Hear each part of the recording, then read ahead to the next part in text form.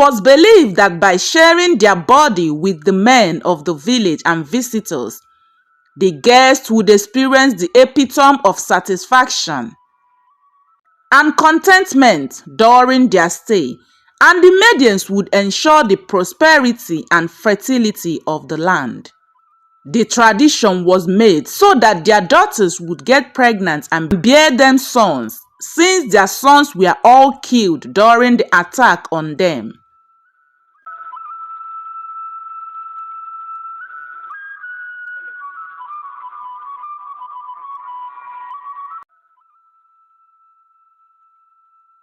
Once upon a time in Umja village, there lived great farmers.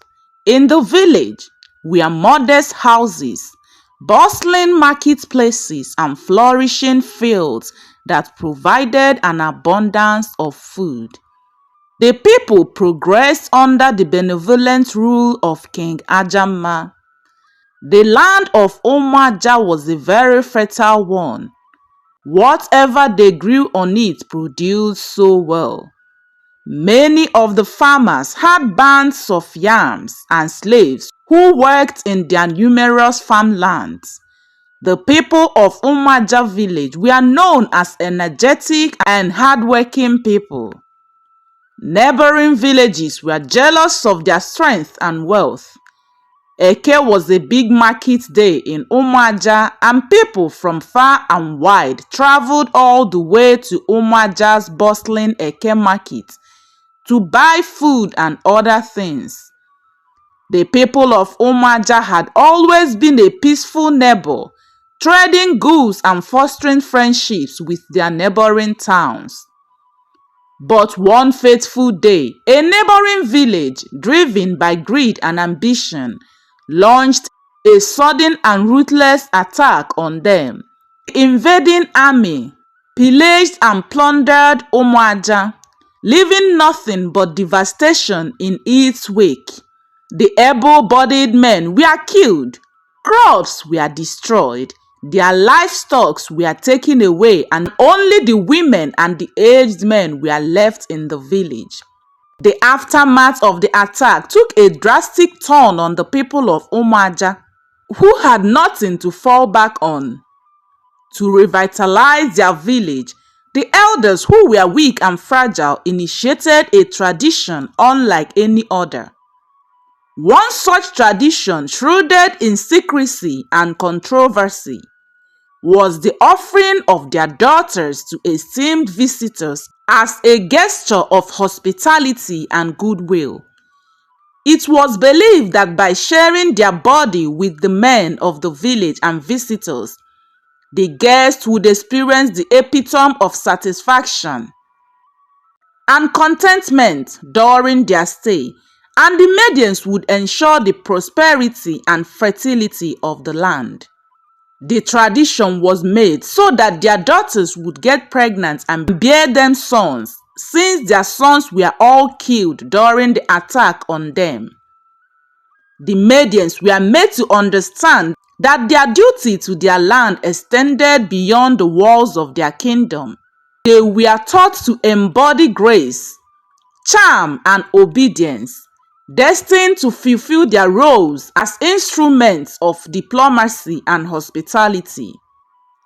As word of the village's unique tradition spread far and wide, travelers from distant land happily sought refuge in the land, eager to enjoy the legendary hospitality of the Umja people.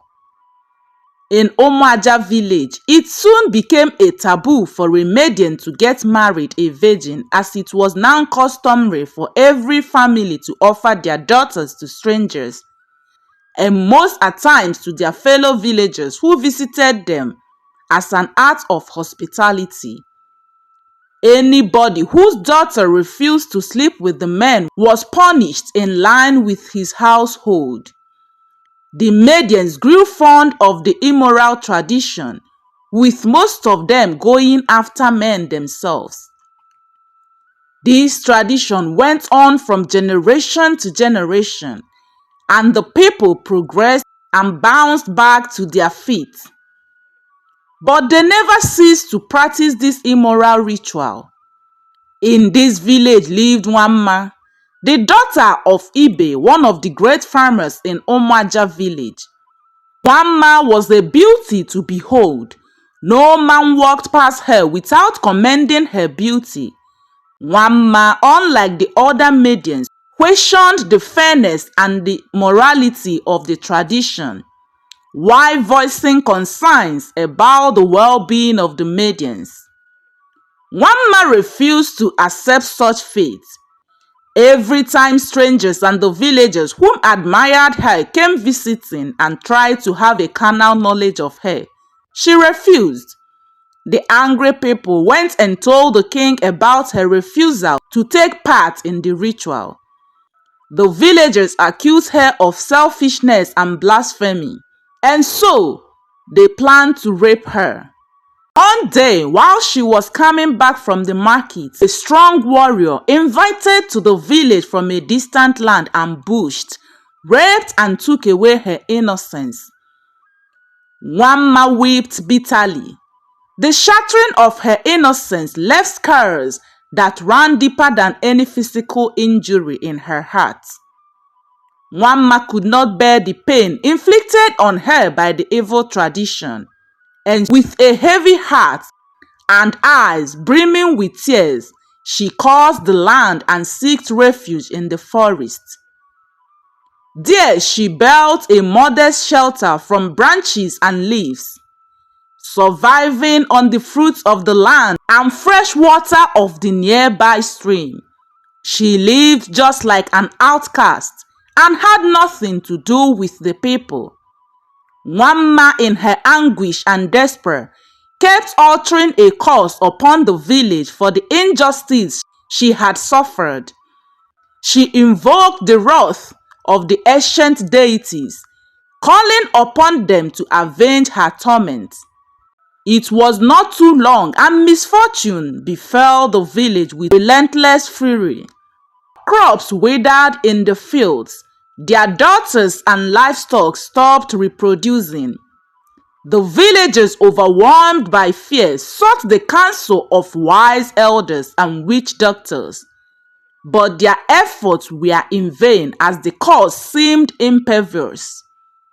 Evil loomed Umja until a brave few dared to confront the truth of their past, and the hidden truth was uncovered. Having found out the cause of their problems, the villagers came together to right the wrongs of their past.